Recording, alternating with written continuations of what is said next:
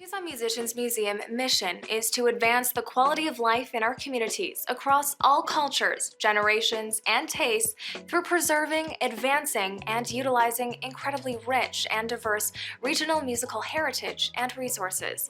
We strive to help young people from all walks of life, cultures, and musical interests reach their potential and improve both their lives and the richness of life in our community through music.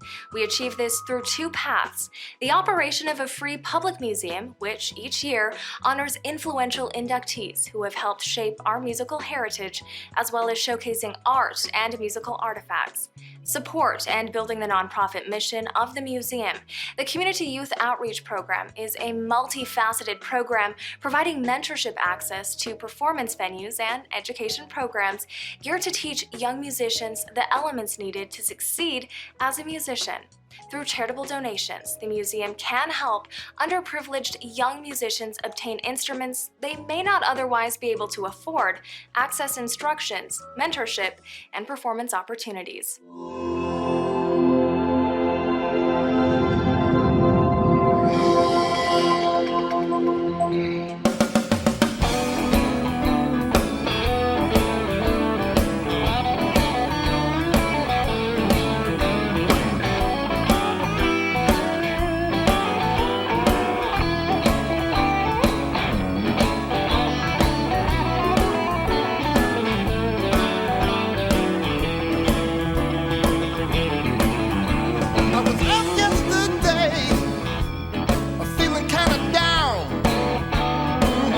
Alexander. Today we're going to meet and hear from guitarist and symphony composer Pete Fine, also Tucson Strings founder and director Dennis Bourret, and one of his students, Anthony Allen Taylor.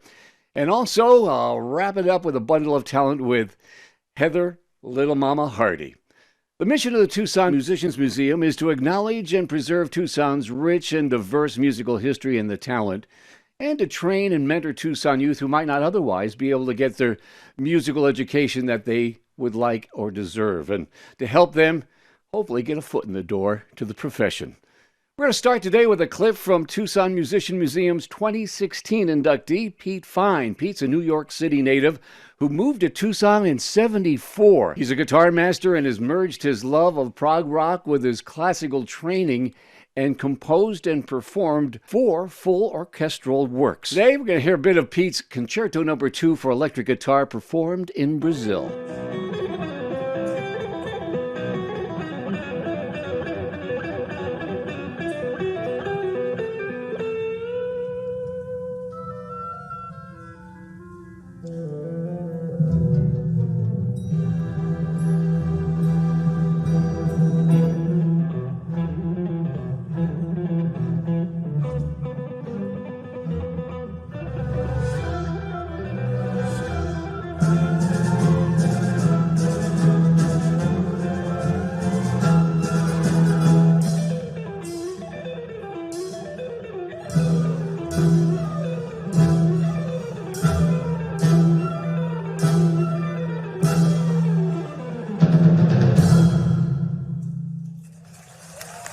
That is amazing. Now, you play solo, you play with rock bands, you play with orchestras. Yeah, that's it. And you've been playing for how long? I had my first guitar lesson in 1963. Look at that. Right after seeing the Beatles on Ed Sullivan. I'm with you. With you. I said to my dad, "Dad, I want to play drums. I love Ringo." He said, "We live in an apartment building. Pick another instrument." So who was your influence? I would have to say Jeff Beck was a big one. Okay. Still is wonderful. Little Beck's Bolero, huh? Yeah, and with the Oddbirds and stuff. Sure. And then, of course, Hendrix influenced every guitar player in the 60s. Since then, John McLaughlin, I really got into the progressive diffusion scene with McLaughlin and Al Di Meola and people like that. That all makes sense. I'm understanding now. Those were the guitar influences, but a huge influence in my life was when I discovered symphonic music, which I did almost accidentally during the early days of FM radio. My dad came home with a FM radio, and the first station I just accidentally turned on was WQXR in New York, which was a classical station. Okay. And the first thing I heard was the final movement of the Bruckner Eighth Symphony, an enormous orchestral work, just was like, it was like powerful, like rock and roll and emotional, and just had everything musical in it. And I said, wow, this is amazing. I got to figure out what's going on here. Those were my early influences. Then I got on the subway and went over to Lincoln Center, and they actually would let you, in those days, I don't know if they do it anymore, but they would let you check out scores just like in the library.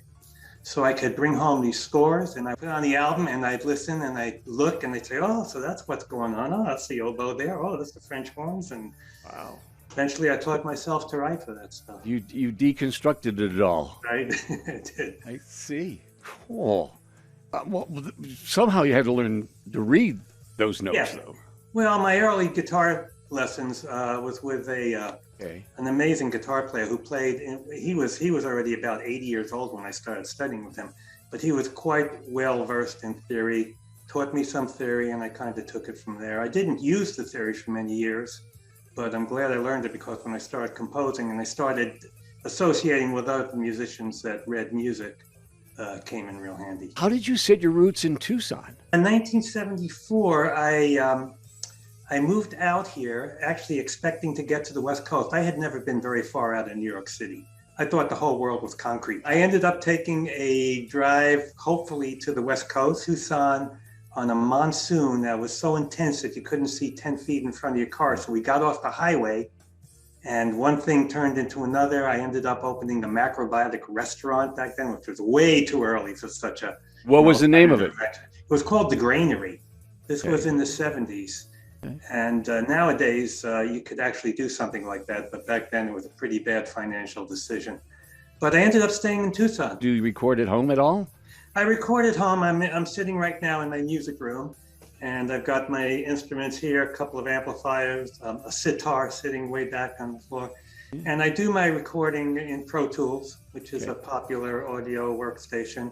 And I also use notation software for my symphonic composing. And I have a nice orchestral sound library so that I can hear things back without expecting to call up 70 people and rehearse my piece. Wow. So you just tell it to use this voice and it plays. Each track of the music is another instrumental line, another line of music on an orchestral score, and it plays back the right notes. They never make a mistake, although it's not real expressive, but it's a blessing to have, because I can actually hear my works a little bit and then give it to a conductor and hopefully finagle them into performing it. So if folks want to hear some of your work or all of your work. Well, I do have a website, petefine.com. I do have a lot of works on there. Also on YouTube, I've got a bunch of my symphonies. I've got 7 symphonies on YouTube. None of them have been performed by real musicians yet, but the sampled variations, the digital variations are still, I think, pretty convincing, and you can get a feel for what I do. Well, thank you for all you've done and part of the Tucson Musicians Museum also. We'll catch up with you soon. Thanks, Pete. You. It's been a pleasure. I want to tell you the Tucson Musician Museum is having a talent contest, asking for videos by local musicians and groups. Winners will get studio time and get to play at the TMM 2021 induction ceremony at the TCC later this year. Go to TucsonMusiciansMuseum.org and check for updates. Also will be on our website and our community Facebook page.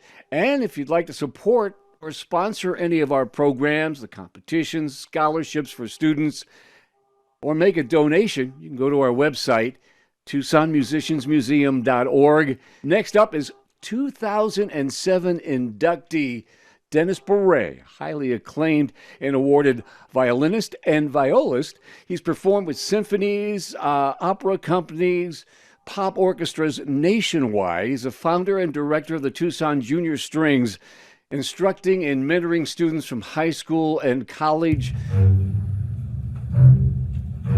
Tucson Junior Strings, you make friends for life. Junior Strings is one of the most rewarding organizations you can be a part of. It's really good for kids to have something to focus on. It's one of my biggest inspirations musically. For more than 45 years, under the direction of Anna and Dennis Beret, Tucson Junior Strings has given thousands of young musicians an enriching opportunity to study and perform music. The mission of Junior Strings, as stated, is to promote and develop education within the classical music world and to learn about music, to learn about performance, to develop capable and competent players, and to send people out into the community to be participants in the artistic world. Music and kids. That's what Junior Strings is. We love sharing the music and what music does for the individual. We want to welcome the maestro, Dennis Bourret. Good afternoon. Good afternoon, sir. Also with us is one of your very successful students, Anthony Allen Taylor. What a great name. Hello, Anthony. How are you, sir? Dennis, now, you've been teaching for how many years? Well, I've been in Tucson for 51 years before that. Who was your teacher? Where did you get your basic music education? From recordings. Yeah? Mother had made a serious attempt to become a professional violinist. She had lots of music and lots of recordings, the old 78s, things like that, 33 LPs. And then she left the home and left her stuff. So I just listened to recordings, found a piece that I liked, and see if I could find the music and taught myself the piece. And I learned to play the violin on my own, mostly. And I got a scholarship at the University of Colorado and studied with a couple of teachers there. And on down the road, I've been at 4 different universities now. Well, it's done you well, and you've helped so many people. You met Anthony when he was what? 14. He may not remember that far back. Absolutely, I remember that. I remember very vividly the moment that happened. The Tucson Musician Museum, I know, has supported your training through the junior strings and on. Anthony, you went to school with Mr. Bourret, but also a couple of universities yourself. I actually started out at the New World School of the Arts in Miami, Florida. And Mr. Bourret, one of Mr. Bourret's former students, was adjunct faculty there, and I was invited to join one of their early string orchestra programs as a violist, and so that was where I got my start in Miami, Florida. I hear you're also an accomplished opera singer. I got enticed into the world of vocal arts. One of the things that Mr. Bourret inspired me to do is to continue to pursue my desire as a conductor.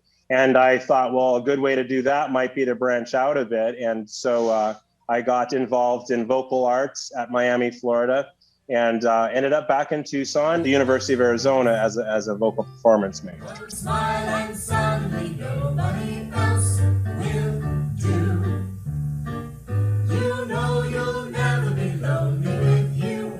No, who would? Moment in a presence and you can't forget the rest. I should point out that the gentleman on the train below me there, when you talk about opera, he was Figaro, okay, and a couple of other major figures, and he certainly was a fabulous on-stage performer. Whether it was viola or voice, it didn't matter. He was a musician. Dennis, you've got a whole website where people can sign up for all sorts of training at TucsonJuniorStrings.org. He's taking and giving lessons just about every day, all afternoon and into the evening, spreading the love, spreading the music everywhere. Our rehearsals are 2-part rehearsals. The first half is always full orchestra, everybody plays together. But halfway through, I stop and I divide the kids into small groups. And then I have a staff of coaches who come in and work with these kids, ultimately to learn the skills that it takes to go up to the next level of orchestra. It's an enrichment that nobody can take away from you. It'll be with you all your life.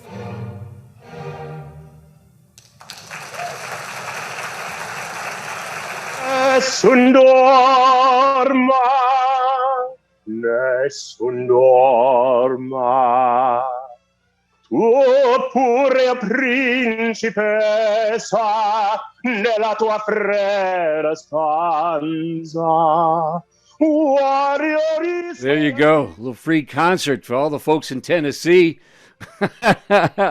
And thank you guys. Right now, let's get this candle lit here with Tucson's rock and folk and blues and classical Little Mama.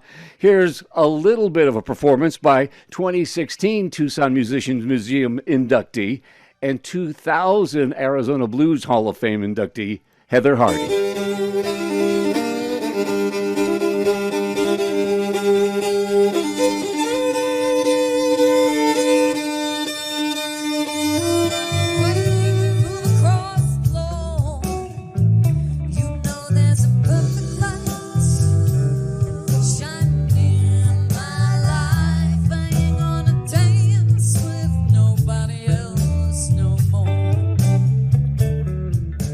Heather, Hardy, I've been following you since the Sam Taylor days in town. The Boondocks, Chicago Bar, every place in between. How did you meet Sam Taylor in the first place? It's a great story, actually, because I came here to Tucson from New York. I came with a little bit of a 1980s drug habit. That's why I came, was to go to a rehab. And did the rehab. At the end of the rehab, I was headed back to New York. I had a band, punk band, that was doing very well. Friends told me, you got to meet this guy, Sam Taylor. He came here from California to clean up off drugs as well. And I called him on information. He said, you got to come hear me play. I heard him at Sweetwater Cafe, and I joined the band 3 days later. So you played here, you played in New York with him, you guys played all over, right? We did a lot of traveling. I was in France, quite a lot in Holland. And for about 22 years, I think I played with Sam. So you sat in with lots of other bands and other musicians too. You're on over 200 albums and still counting. Can you give us another maybe a good road story or a collaboration story? One of the great collaborations in my career has been with a guy named TJ Swan. Great jazz guitarist back in New York, really, really renowned in the jazz world. And he recorded in a 24-track, 2-inch tape, just old school was his methodology for recording. So I played on probably 30 records with him, just in his studio, and did a lot of jazz gigs with him and brought him out to Tucson quite a few times to play out here. So but he was a crazy one. Sadly, he's not with us anymore. And you recently beat the COVID. Yes. And I'm glad you are, and you're cleared now, right? I am. I've got some of the side effects. People warn me that some days you just feel like you're a little bit sick, but not really. But no, I'm feeling great and very grateful. And you're cleared. You're good to go. You're back on stage. And I'm good to go. I'm negative. Got antibodies now, hopefully. You're a superwoman. Yeah. Look at her. So is it a fiddle or a violin? Whatever you want to call it. Well, my Russian classical teacher that was 100 years old called it a fiddle. He'd be like, get up your fiddle. And my jazz teacher called it a violin, so. But I always say it's how you play. Super. Well, we will see you soon, I'm sure. Go to, where's the best way to find you? On Facebook, internet? Facebook or my website, HeatherLittleMamaHardy.com. And the Little Mama is Lilmama, not, sometimes people think it's Little Mama. Not little, it's little. Who gave you that name? Sam Taylor.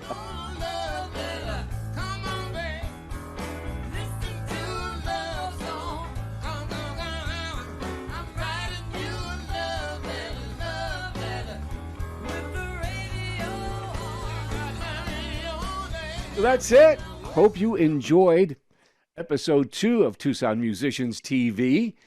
Be sure to share it and remember to catch episode 1 on Facebook and YouTube, and check out our upcoming talent competition too on our website and on Facebook. I'm Ed Alexander. Find out more, support, participate, sponsor the Tucson Musicians Museum and all the kids that it helps at TucsonMusiciansMuseum.org. Love you, Tucson.